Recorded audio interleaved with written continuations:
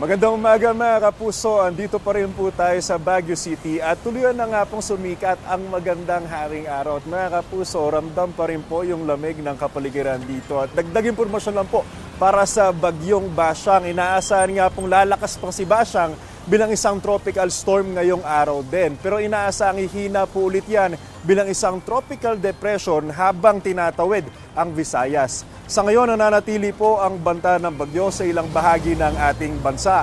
Nakataas na po ang cyclone wind signal number 1 sa southern portion ng Surigao del Sur. Asahan na po ang malalakas na ulan sa Eastern Samar, Southern Leyte, Dinagat, Surigao del Norte, Surigao del Sur, Davao de Oro at Davao Oriental. Dahil po kay Basyang, magiging maalon po at delikado para sa maliliit na sasakyang pandagat ang pumalaot sa ilang baybayin po ng northern pati na rin ng Eastern Samar. Maging mapagmatsyag at magdoble ingat tayong lahat mga kapuso. Mula po dito sa Baguio City, ako po si Anzo Pertera, inyong unang hirit weather presenter. Know the weather before you go.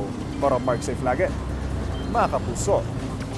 Kapuso, huwag magpapahuli sa latest news and updates. Mag-iuna ka sa balita at mag-subscribe sa YouTube channel ng GMA Integrated News.